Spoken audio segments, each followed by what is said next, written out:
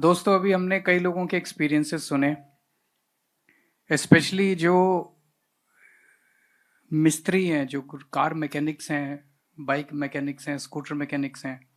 आज वो कई सारे आए हुए हैं और उन्होंने बताया कि किस तरह से डेली उनके पास जो गाड़ियां आ रही हैं उनमें दो तरह की प्रॉब्लम्स आ रही हैं। एक्रॉस लगभग सबकी माइलेज 30 to 40% कम हो गई है और बहुत सारी गाड़ियों के अंदर 60 to 70% गाड़ियों के अंदर इंजन खराब हो रहे हैं, फ्यूल ट्रांसमिशन सिस्टम्स खराब हो रहे हैं। ये केवल गोवा में नहीं है, पूरे देश के अंदर है और पूरे देश के अंदर लोग इसके खिलाफ आवाज उठा रहे हैं। लेकिन for reasons completely unknown to the people, the prime minister is not listening to the people of this country. Goa सबसे ज्यादा E20 से अफेक्टेड है। The density of car owners and the density of two-wheelers in Goa is highest in the country. 87% families in Goa own a two-wheeler. That is much, much more than the national average. 47% families in Goa own a car, own a four-wheeler, which is much, much more than the national average. I don't have the national average right now, but it is much more than the national average. कुछ लोगों को गलत फहमी है। मैं कुछ लोगों से बात कर रहा था, उन्होंने कहा अभी गोवा में E20 लागू नहीं हुआ। ऐसा नहीं है, आप लोगों को पता नहीं है, आप लोगों से छुपाया जा रहा है। पूरे देश के अंदर 1 अप्रैल 2026 यानी कि इस साल के 1 अप्रैल से पूरे देश के अंदर हर पेट्रोल पंप पे केवल और केवल E20 ही मिल रहा है, प्योर पेट्रोल नहीं मिल रहा है। तो जो पेट्रोल आप गोवा के पेट्रोल पंप्स पे जाके भरवाते हैं वो E20 पेट्रोल ही है, आपको साफ पेट्रोल नहीं मिल रहा है। तो अगर कुछ लोगों को ये गलत फहमी है कि E20 नहीं, हम तो नॉर्मल पेट्रोल भरवा रहे हैं, हम तो E20, वो जो आप भरवा रहे हैं वो E20 पेट्रोल ही है। आपकी माइलेज कम हो रही है, आप बड़े सरप्राइज्ड हैं कि क्यों माइलेज कम हो रही है। वो इसीलिए हो रही है क्योंकि आप E20 भरवा रहे हैं। आज इतने सारे लोगों ने बोला, इतने, हमने दिल्ली में भी टाउन हॉल किया था, वो नेशनल टाउन हॉल था और उस नेशनल टाउन हॉल में you will be surprised, at one point of time there were 7 lakh people across the country who were watching it live. This is perhaps the biggest virtual rally that has taken place in the world. दुनिया के अंदर ऐसा कभी नहीं हुआ कि 7 लाख लोगों ने एक साथ लाइव कोई प्रोग्राम देखा हो। That day we decided we will do similar town halls all across the country. अब अलग अलग स्टेट्स के अंदर हो रहे हैं। चूंकि मैं गोवा आ रहा था तो I decided that I will personally participate in this town hall. किस तरह से जबरदस्ती की जा रही है आप ये देख सकते हैं। मैंने 29 ऑटो मैन्युफैक्चरिंग कंपनीज को चिट्ठी लिखी। They were manufacturers of four-wheelers, they were manufacturers of scooters, they were manufacturers of bikes.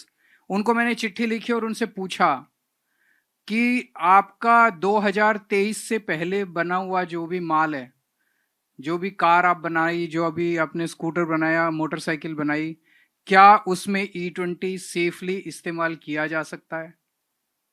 किसी का जवाब नहीं आया। फिर मैंने उनसे फोन किया, 9 कंपनीज के ऑफिसर्स ने मुझसे खुल के बात की। उन्होंने बस ये कहा कि हमारा नाम मत बताना, कंपनी का नाम मत बताना, हमारा नाम मत बताना।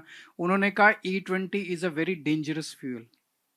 2023 के पहले की जो बनी हुई मोटरसाइकिल, कार और स्कूटर्स हैं जो पेट्रोल बेस्ड हैं, उसमें अगर E20 इस्तेमाल किया जाएगा तो it will be very dangerous for that vehicle. लेकिन बोले हम बोल नहीं सकते क्योंकि जैसे हमारे ऊपर इतना प्रेशर है, सेंट्रल गवर्नमेंट का प्रेशर है, मोदी सरकार का प्रेशर है कि अगर आप बोलोगे E20 के खिलाफ, आपके ऊपर ईडी की रेड हो जाएगी, सीबीआई की रेड हो जाएगी, इनकम टैक्स की रेड हो जाएगी, आपका प्लांट बंद कर दिया जाएगा। तरह तरह से उनको परेशान किया जा रहा है। There is a society called SIAM, आप लोगों ने सुना है? SIAM is society of Indian automobile manufacturers, SIAM. तो देश में जितनी भी ऑटो बनाने वाली कंपनीज हैं उन सब लोगों को मिलके सियाम बना है, सोसाइटी बनी है। अपनी सोसाइटी के अंदर मीटिंग में सभी कंपनीज ने आवाज उठाई कि E20 बंद होना चाहिए। सियाम ने अपनी एक रिपोर्ट तैयार की, रिसर्च करके रिपोर्ट तैयार की कि E20 इज वेरी डेंजरस। 28 जुलाई को वो रिपोर्ट उन्होंने सेंट्रल गवर्नमेंट को सौंपी और सेंट्रल गवर्नमेंट से रिक्वेस्ट की कि इसको बंद कीजिए। बाय चांस वो रिपोर्ट पब्लिक डोमेन में आ गई, सोशल मीडिया पे आ गई सियाम की रिपोर्ट कि सियाम ने कहा है, सारे ऑटोमोबाइल मैन्युफैक्चरर्स ने मिलकर बोला है कि E20 is dangerous for the vehicles. और एक हफ्ते के अंदर सरकार ने प्रेशर डाल के सियाम से उस रिपोर्ट को विड्रॉ करवा लिया। एक हफ्ते के अंदर सियाम ने कहा शायद हमसे कुछ गलती हो गई, हमारी रिपोर्ट ठीक नहीं है, हम अपनी रिपोर्ट को विड्रॉ करते हैं। इतनी बड़ी ऑर्गेनाइजेशन की रिपोर्ट कैसे, वो कोई गलती कैसे हो सकती है? तो जाहिर तौर पे उनको धमकी देके, ईडी की धमकी देके, सीबीआई, सब लोगों को धमकी दी जा रही है। सब लोगों को प्रेशर डाल के रिपोर्ट्स, जो साइंटिफिक रिपोर्ट्स है, जो रिसर्च बेस्ड रिपोर्ट्स है, जो थर्ड पार्टी रिपोर्ट्स है, उनको विड्रॉ करने के लिए प्रेशर डाला जा रहा है जबरदस्त। और अब क्या हो रहा है, शुगर केन को डाइवर्ट करके इन्होंने इथेनॉल बनाना चालू किया। नतीजन शुगर केन की कमी हो गई, चीनी बनने की कम हो गई। तो 25 lakh ton, 25 lakh ton worth of sugarcane ethanol बनाने के लिए डाइवर्ट कर दिया। देश में चीनी की कमी हो गई। पिछले एक महीने में 30 रुपए चीनी प्रति किलो बढ़ गई है। 30 जुलाई को चीनी थी 45 रुपए किलो, आज चीनी मार्केट में 75 रुपए किलो। तो सरकार ने क्या किया, बेवकूफ अनपढ़ सरकार ने क्या किया, एक तरफ शुगर केन को डाइवर्ट करके इथेनॉल बनाया, इथेनॉल से उन्होंने पेट्रोल में मिलावट किया, लोग पे E20 से परेशान है। दूसरी तरफ उन्होंने चीनी को महंगा कर दिया, चीनी से परेशान है। और क्या फायदा हुआ देश का? कोई फायदा नहीं हुआ। कह रहे हैं फॉरेन एक्सचेंज बचा रहे हैं। जो इथेनॉल 20% मिक्स कर रहे हैं पेट्रोल में, उससे 20% कम क्रूड ऑयल इंपोर्ट करना पड़ेगा, तो फॉरेन एक्सचेंज बचेगा। पिछले साल तक हम शुगर एक्सपोर्ट किया करते थे, इस बार शुगर की इतनी कमी हो गई कि शुगर इंपोर्ट करना चालू कर दिया। तो वहां जो फॉरेन एक्सचेंज बचा वो यहां शुगर में चला गया। इतनी बेवकूफ सरकार मैंने अपनी जिंदगी में नहीं देखी। जब सरकार डिसीजन लेती है, ऑफिसर्स होते हैं, एक्सपर्ट्स होते हैं, उनसे डिस्कस करते हैं, तो एक्सपर्ट्स बताते हैं कि अगर आपने इतना शुगर केन डाइवर्ट किया इथेनॉल के लिए तो इतनी चीनी की कमी हो जाएगी। कोई है इनको बताने वाला, या ये सुनते ही नहीं है किसी की? तो ना फॉरेन एक्सचेंज बचा। गडकरी साहब कहते थे इथेनॉल मिक्स करेंगे तो 15 रुपए पेट्रोल मार्केट में मिलेगा। पेट्रोल तो बढ़ता जा रहा है, वो भी सस्ता नहीं हुआ, पेट्रोल भी तो जो इन्होंने क्लेम्स किए थे कोई भी फायदा नहीं हुआ देश को। तो क्यों कर रहे हैं जबरदस्ती? कुछ लोगों का मानना है कि ट्रंप मोदी जी पे दबाव डाल रहा है। यूएसए के पास सरप्लस इथेनॉल है, उस इथेनॉल को अब ये आर्टिफिशियल इन्होंने स्केर्सिटी क्रिएट कर दी। अब ये यूएसए से इथेनॉल इंपोर्ट करना चालू करेंगे so that E20 can be raise to E30 and E40। और ट्रंप के प्रेशर में ये किया जा रहा है। एक और चीज मैं कहना चाह रहा हूं, अभी जैसे हमारे देश के अंदर 80% व्हीकल्स E20 इस्तेमाल करने के लायक नहीं है, लेकिन हमारे ऊपर जबरदस्ती E20 थोपा जा रहा है। अब सरकार कह रही है हम E30 के ट्रायल्स कर रहे हैं, रिसर्च कर रहे हैं, स्टडी कर रहे हैं। कोई स्टडी नहीं कर रहे, स्टडी तो करते ही नहीं है ये बीजेपी वाले। इन अनपढ़ लोग हैं, इनको स्टडी करनी नहीं आती। ये माहौल देख रहे हैं, जैसे ही E20 के ऊपर माहौल थोड़ा ठंडा होगा ये E30 ले आएंगे, E40 ले आएंगे। ये कह रहे हैं E85 तक लेके जाएंगे। तो अभी गाड़ी मत खरीदना मार्केट से। अगर आपने गाड़ी खरीदी, अभी E20 की गाड़ियां आ रही हैं, साल भर के अंदर ये E30 ले आएंगे। E20 की गाड़ी में E30 फोर्स करेंगे, E40 फोर्स करेंगे, वो भी खराब हो जाएगी। तो अभी डीजल में भी मिलावट करने वाले हैं ये लोग, वो भी अनाउंस कर दिया इन लोगों ने। डीजल में भी, CNG में भी, दोनों के अंदर मिलावट करने वाले हैं। अभी सर ने यहां पे किसी ने वो मुद्दा उठाया था ब्राजील का। ब्राजील का मैं आपको एग्जांपल दे, सारे देशों के अंदर जहां जहां इथेनॉल इंट्रोड्यूस किया गया उन्होंने काफी समय लिया। जैसे जापान के अंदर अभी E3 है,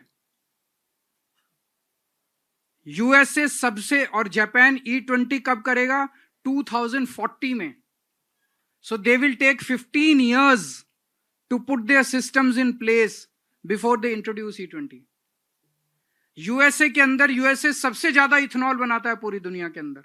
यूएसए में अभी E10 है, वो भी E20 नहीं करता। ब्राजील के अंदर केवल E20 है। ब्राजील के अंदर केवल E20 नहीं है, ब्राजील में E100 भी आ गया है। उन्होंने 55 साल लिए थे, 55 इयर्स। ब्राजील में 1931 के अंदर E5 आया था और E20 आया था 1985 के अंदर, 55 साल के बाद। It takes huge amount of preparation before you introduce ethanol based fuel. आपको जितने ऑयल के टैंकर्स हैं वो बदलने पड़ते हैं, आपको जितने पेट्रोल पंप के अंदर स्टोरेज टैंक्स हैं वो सारे बदलने पड़ते हैं, आपको जितनी गाड़ियां हैं गाड़ियों के इंजन बदलने पड़ते हैं, जो नई गाड़ियां आती हैं उनको E20 कंप्लायंट करना पड़ता है। इस सब में 15-20 साल लगते हैं ये सब करने के लिए, और मोदी जी ने 3 साल के अंदर कर दिया। तो जबरदस्ती कर रहे हैं हम लोगों के साथ। तो अभी हम लोगों ने देखा कैसे कॉकरोच पार्टी ने बहुत बड़ा आंदोलन किया, जिसकी वजह से सरकार को झुकना पड़ा। ये E20 इतनी आसानी से मानने वाले नहीं है, और जो इनके खिलाफ आवाज उठाता है सबको ये एंटी नेशनल बोल देते हैं। जैसे अभी इन्होंने बताया कि जो E20 के खिलाफ बोलेगा वो एंटी नेशनल है। तो दोस्तों मेरे पास तो एक सुझाव है, ये ऐसे तो नहीं मानने वाले। ये आपकी गाड़ी, एक आम आदमी जो है मिडिल क्लास, यहाँ जितने लोग बैठे हैं मिडिल क्लास के लोग हैं, जब आदमी गाड़ी खरीदने जाता है तो जितनी उसकी औकात होती है उससे थोड़ी सी ज़्यादा बढ़ के गाड़ी खरीदता है, थोड़ा लोन लेता है, थोड़ा सेविंग्स इस्तेमाल करता है, और फिर लोग गाड़ी, और अगर गाड़ी आने नई नई गाड़ियां खराब हो रही हैं, 10,000 किलोमीटर की गारंटी होती है, उसके अंदर गाड़ियां खराब हो रही हैं, गाड़ियां मैकेनिक, तो जब उसकी गाड़ी खराब हो जाती है उसे बड़ी तकलीफ होती है, और जब बार बार गाड़ी खराब होती है तो उसे बहुत तकलीफ होती है, क्योंकि सब कुछ सेविंग्स लगा के उसने गाड़ी खरीदी होती है। तो अगर हमें ये E20 खत्म कराना है तो मेरे पास एक सुझाव है।